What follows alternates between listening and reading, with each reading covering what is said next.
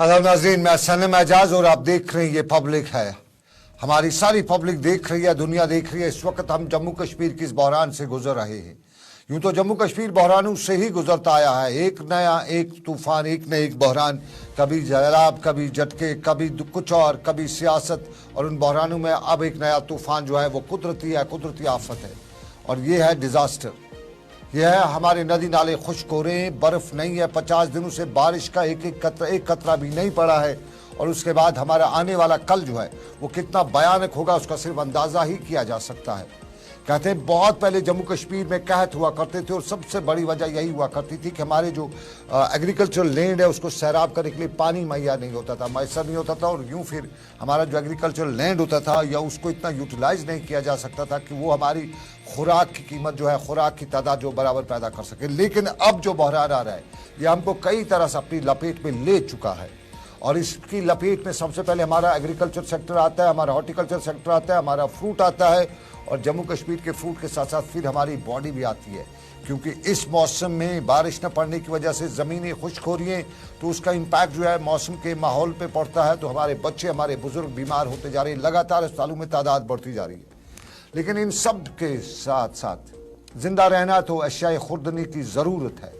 तो उसके लिए हमारी सरकारें क्या करें, आज यही पब्लिक है में हमारा मुद्दा है। और आज के इस मुद्दे में मेरे साथ सोपोर की फ्रूट मंडी से, फ्रूट मंडी जो सोपोर है उनके प्रेसिडेंट हैं मलिक फयाज साहब, बहुत मुझे ज्वाइन कर रहे हैं, बहुत शुक्रिया इनका।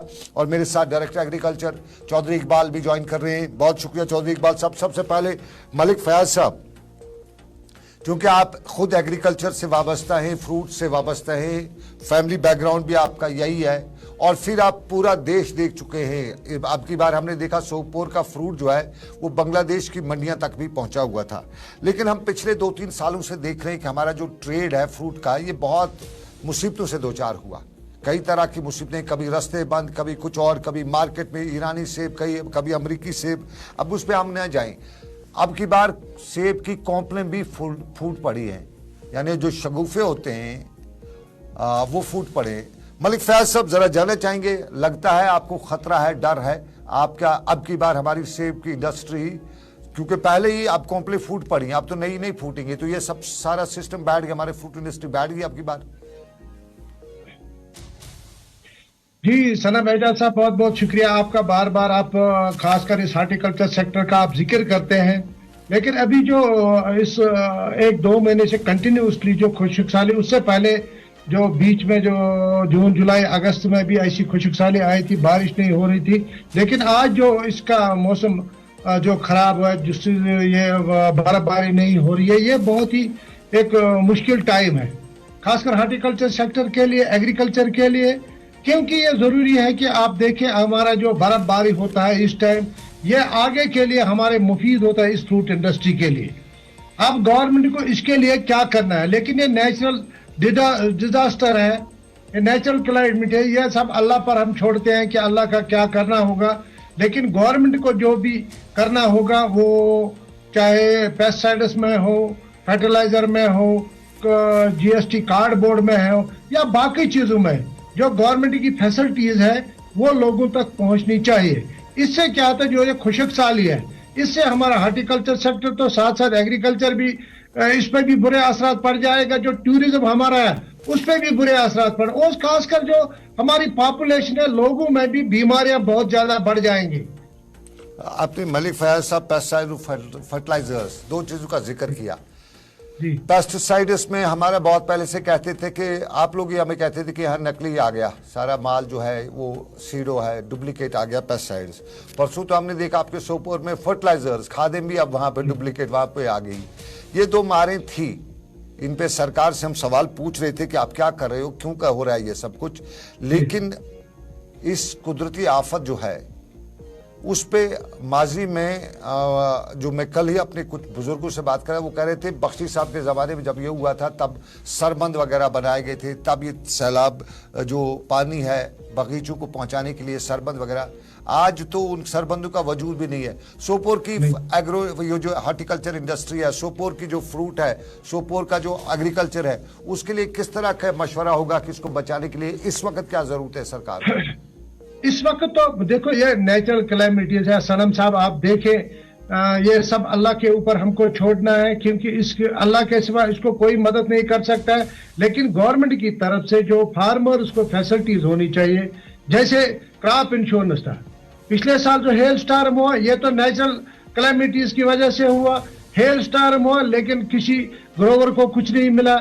आज अगर ऐसा डिजास्टर चल रहा है तो गवर्नमेंट को चाहिए इसमें जो ग्रोवर्स को जो पेस्टिसाइड्स की मैंने बात बोली है या फर्टिलाइजर की बात बोली है, इसमें एक सही तरह से तर्जुमानी होनी चाहिए गवर्नमेंट की तरफ। अभी जो हाल ही में डायरेक्टर एग्रीकल्चर साहब भी अभी है डिबेट में, तो जिस तरह से हम पकड़ रहे हैं जो डुप्लीकेट खाद है या ये पेस्टिसाइड्स है, लेकिन जो स्ट्रिक्ट एक्शन उनके खिलाफ होनी चाहिए, ऐसा नहीं होता है।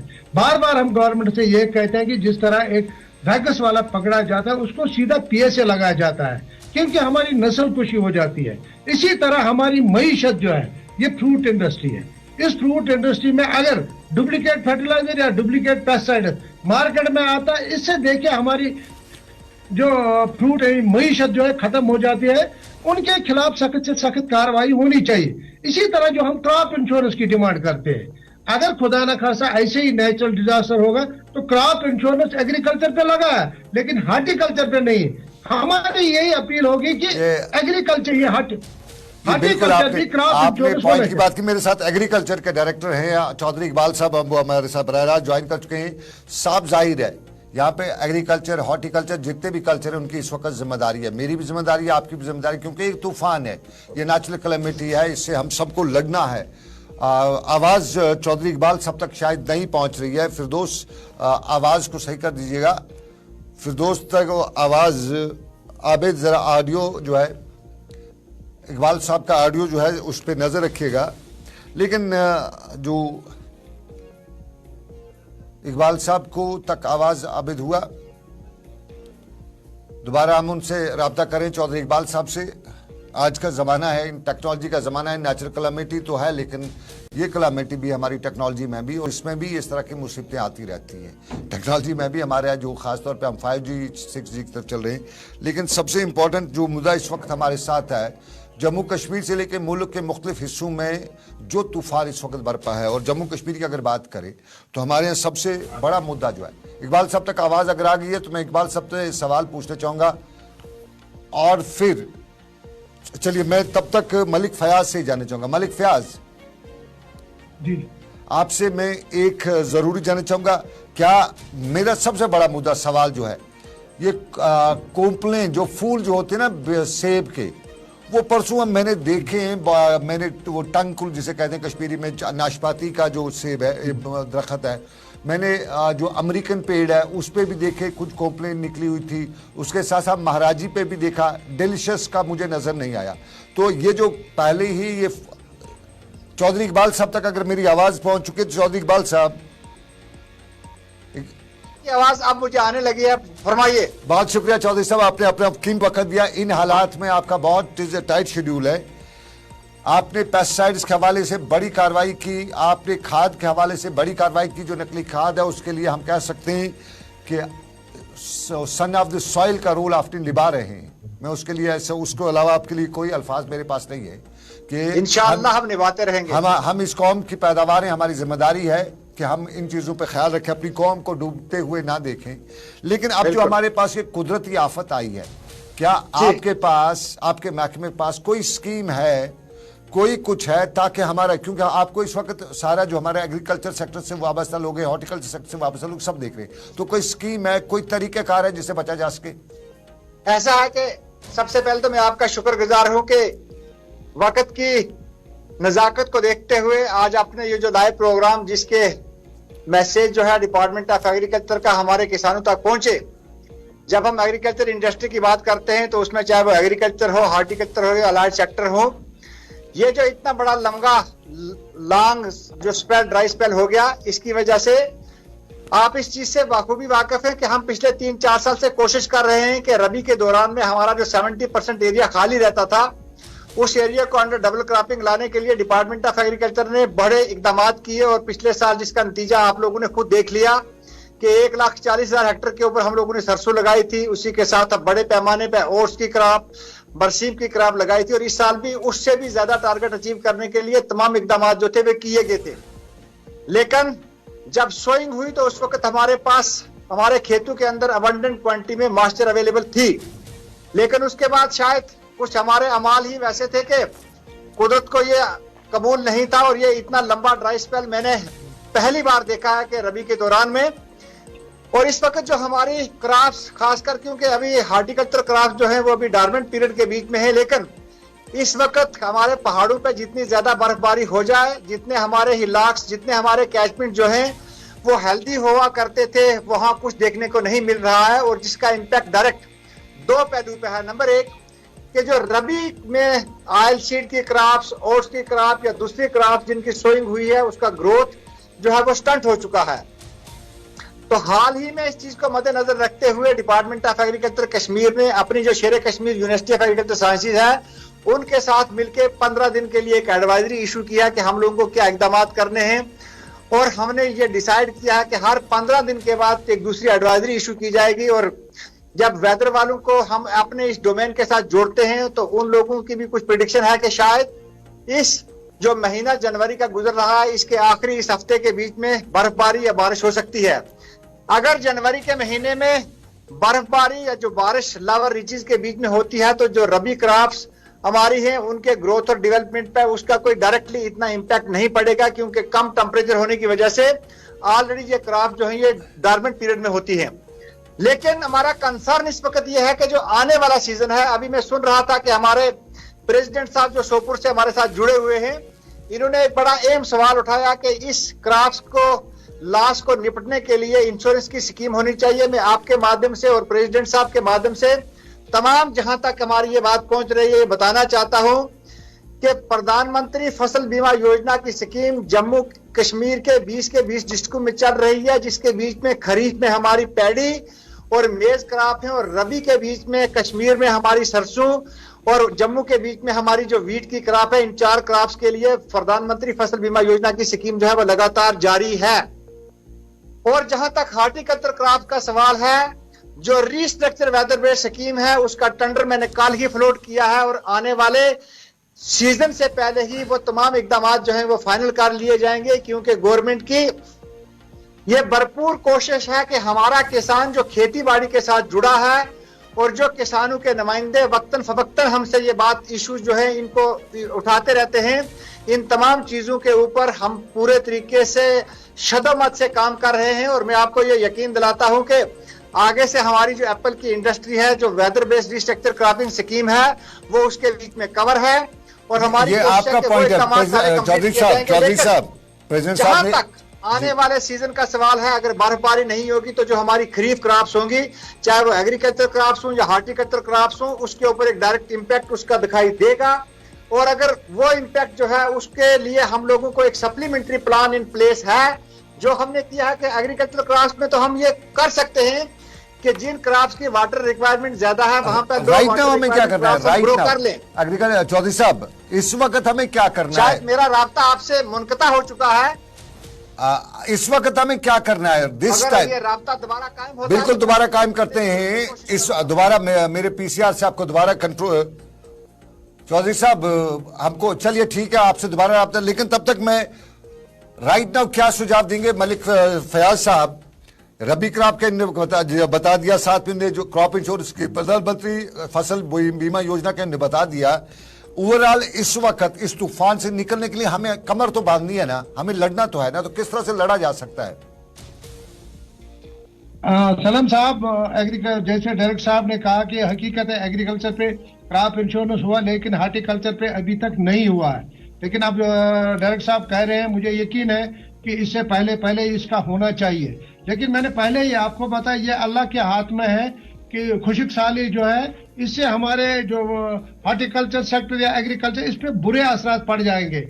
मेरी डायरेक्टर साहब से यही अपील होगी, गवर्नमेंट से यही अपील होगी कि जिस तरह से ग्रोवर्स के जो जैसे क्रॉप इंश्योरेंस ये जरूरी होना चाहिए, इसी तरह MIS स्कीम जो है वो होनी चाहिए, ताकि जो हमारा जो इससे जो हेल स्टार्म या बाकी चीजों से जो हमारा माल खराब होता है। आप देखें 2022 में जो हमारा इतनी प्रोडक्शन थी, मार्केट इतना, उसकी वजह थी सिर्फ की खुशक साली थी, क्योंकि हमारा माल उसमें जब तैयार हो गया तो उसमें वो खराब हो गया था, उसी वजह से हमको मार्केट सही नहीं मिल रहा था। इसमें गवर्नमेंट का सपोर्ट हर तरफ से होना चाहिए, क्रॉप इंश्योरेंस होना चाहिए, MIS स्कीम होनी चाहिए। मलिक साहब, मलिक साहब, हमारा सिर्फ हॉर्टिकल्चर ही नहीं है, उसके साथ हमारी रोजी रोटी का और भी जरिए, हमारा मक्का है, हमारी खेत, ये जो ये हमारा, मैं एग्रीकल्चर की बात साथ में कहता ना, इसमें बुरे असर हर चीज पे पड़ जाएंगे। जैसे हमारा टूरिज्म सेक्टर है, इसमें भी बुरे असर पड़ जाएंगे।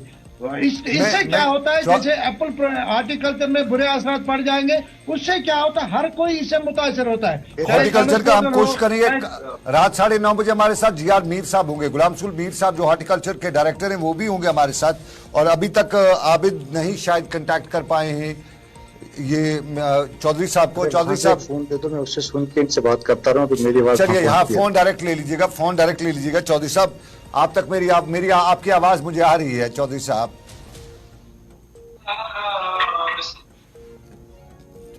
जी चौधरी साहब, फिरदौस हमारे जो साथी हैं वो कोऑर्डिनेट करें वहाँ पे। इक्विपमेंट में कोई प्रॉब्लम आ रहा है, जो चूंकि हमारा 4G का ज़माना है, 5G का ज़माना है। मैं चाहता था कि इस वक्त क्या जाने, चूंकि वक्त कम बचा है मेरे प्रोग्राम का।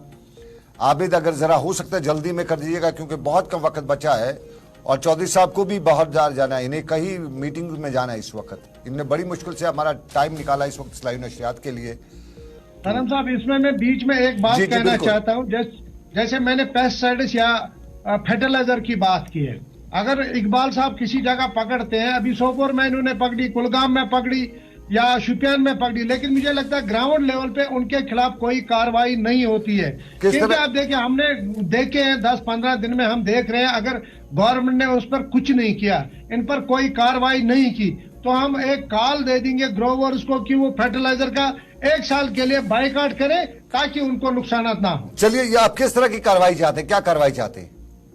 कार्रवाई चाहते हैं उनके खिलाफ सख्त, क्योंकि हमारी मईशत है। जो बिल्कुल मानते हैं, सख्त कार्रवाई होनी चाहिए। चौधरी साहब, आप तक मेरी आवाज अगर आ रही है तो मुझे ऐसा है कि आपकी आवाज मुझे आ रही है, मुझे बताइए क्या इशू है। इशू एक है, एक जो फर्टिलाइजर्स वगैरह जो आपने पकड़े हैं, कार्रवाई सख्त नहीं होती। ये कहते हैं कि ऐसी कार्रवाई हो जैसे NDPS में कार्रवाई होती है, एक वो कार्रवाई हो। दूसरा ये कि आपका मैसेज जानना चाहते हैं, इस वक्त हमें मिल बैठ के किस तरह से इस तूफान से मुकाबला करना है। ऐसा है, इसमें 2 पहलू है। नंबर 1, जहां कहीं पे भी हम लोगों ने स्पोरियस खाद पकड़ा और हमारे प्रेसिडेंट साहब बिल्कुल हमारे साथ थे, और इनके सामने ही हमने कंसर्न पुलिस स्टेशन में FIR लॉन्च किया।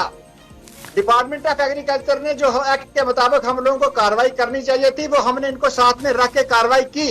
उसके बाद हम पुलिस अथॉरिटीज के साथ इस इशू को टेकअप करेंगे, और ये भी सोपोर में बैठे हैं, ये भी टेकअप करेंगे उसके ऊपर इस वक्त तक कार्रवाई क्या हुई। दूसरी बात, जहां तक हम लोगों को मिल बैठ के किसानों को इस एडवाइजरी के बीच में शामिल करना है, हम अपने किसानों के साथ मिलके जो आने वाला हमारा ये फरवरी का जो एडवाइजरी हमारी होगी, इसमें हम अपने किसान भाइयों को भी इसमें साथ में जोड़ेंगे, और जो इकदाम जो उठाने की जरूरत है वो डिपार्टमेंट ऑफ एग्रीकल्चर उठाएगा। क्योंकि यहाँ पे हॉर्टिकल्चर क्रॉप्स के इंश्योरेंस का जिक्र किया था, तो बीच में राब्ता मुनक़ता होने के नाते मैं आपको बताऊं कि उसके लिए मैंने तमाम इकदाम किए हैं, और आने वाले वक्त में जिस हेयर स्टार का मेरे भाई साहब जिक्र कर रहे थे, वो सारे की सारी चीजें जो हैं वो उसमें कवर होंगी। क्योंकि हमने टेंडर फ्लोट किया है, वो 21 दिन के बाद उसकी जो बुनियाद है, उसके बाद जो फरवरी के महीने में ये सारे इकदाम पूरे कर लिए जाएंगे। और हमारी भरपूर कोशिश रहेगी कि आने वाले वक्त में गवर्नमेंट की तरफ से किसानों की फलाह बहबूदी के लिए जो भी स्कीमें हैं, वो किसानों तक जानकारी तो हम पहुंचा रहे हैं, लेकिन वो किस तरीके से इंश्योरेंस के दायरा कार में और उनको मुस्तहकम किया जाए, चाहे वो प्रधानमंत्री फसल बीमा योजना हो या restructure weather based cropping scheme जो हॉर्टिकल्चर क्रॉप्स के लिए है, उसको अमलाने की भरपूर कोशिश की जाएगी। और कोशिश की जाएगी कि जहां तक आने वाला सीजन जो खरीफ का सीजन है, अगर वो प्रीपोन हो जाता है, तो डिपार्टमेंट ऑफ एग्रीकल्चर ने ऑलरेडी वैसे इकदाम किए हैं कि उन क्रॉप्स का इंतखाब हम करेंगे एग्रीकल्चर के बीच में कि जिनकी वाटर रिक्वायरमेंट जो है कम होगी, और किस लिहाज से किस किस इलाका जात के लिए माइक्रो लेवल पर क्लाइमेटिक कंडीशन को देखते हुए एडवाइजरी इशू की जाएगी। डिपार्टमेंट ऑफ हॉर्टिकल्चर को भी ऑलरेडी यूनिवर्सिटी के बीच में डायरेक्टर हॉर्टिकल्चर साहब मेरे साथ थे जब हमारी ये मीटिंग हुई, जो अपने आर्चरिस्ट को एडवाइजरी इशू करनी थी वो भी उसका पार्ट है।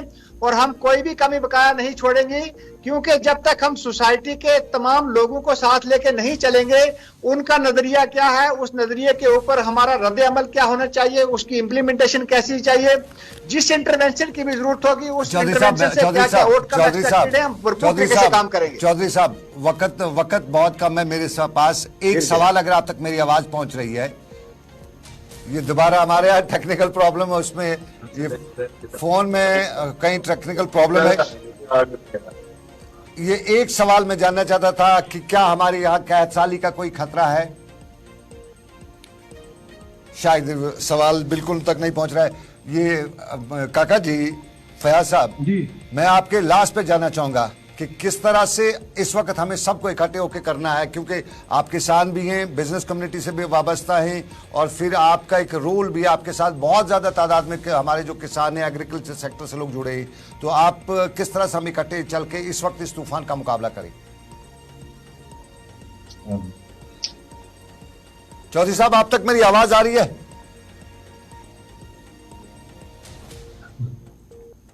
चौधरी साहब, अगर आवाज आ रही है तो मुझे सुन रहा हूं और ना शायद मैं अच्छे तरीके से बिल्कुल। मैं मुख्तसरन एक सवाल जो है तो वो था कि क्या कोई हमें यहाँ कैद साली का अब की बार खतरा है? पहले बर्फबारी या बारिश हो जाती है तो रबी क्रॉप्स के ऊपर कोई इम्पैक्ट नहीं पड़ेगा, और आने वाले वक्तों में भी हमारी जमीन के अंदर जो हमारी हैवी सॉइल्स है उसके अंदर मॉइस्चर रिटेंशन होगा, तो हमारी क्रॉप्स के ऊपर कोई डायरेक्टली इम्पैक्ट नहीं पड़ेगा। लेकिन अगर फरवरी के महीने में बर्फबारी या बारिश नहीं होती है तो तब हमारी क्रॉप्स के ऊपर इसका डायरेक्ट इम्पैक्ट होगा। बहुत शुक्रिया चौधरी साहब, और बहुत शुक्रिया फयाज साहब। काका जी बहुत बहुत शुक्रिया। चौधरी इकबाल साहब, आपका भी बहुत बहुत शुक्रिया। उम्मीद है कि इस वक्त जो हम किसी तूफान से गुजर रहे हैं, और जिस तरह चौधरी इकबाल जो डायरेक्टर एग्रीकल्चर हमारे हैं, इन्होंने बताया कि अभी तो गुजारा कर सकते, लेकिन अगर यही हालत फरवरी में रही तो फिर बहुत भुगतना पड़ सकता है, कहत साली हो सकती है, हमारे यहाँ खाने पीने की चीज़ों की कमी हो सकती है, ये हम पे डायरेक्ट असर होगा। उसके बाद जो इसके साइड इफ़ेक्ट्स हैं इस बारिश बर्फ न पड़ने के, वो बहुत ज़्यादा है। उनमें हमारा टूरिज्म सेक्टर इन्वॉल्व होगा, उसमें हमारी सेहत इन्वॉल्व होगी, सबसे ज़्यादा हमारी सेहत इन्वॉल्व होगी। आमतौर पे कश्मीरी को कहा जाता है बड़ा गोरा है, वो हमारे इसी क्लाइमेट की वजह से गोरा होता है, लेकिन अगर ये ऐसा ही चला तो वो गोरापन नहीं, हम काले हो जाएंगे, तो सेहत पे वो असर भी पड़ेगा, और उसके साथ साथ बाकी बीमारियां जो है वो भी हो सकती हैं। तो ख्याल हमें रखना है।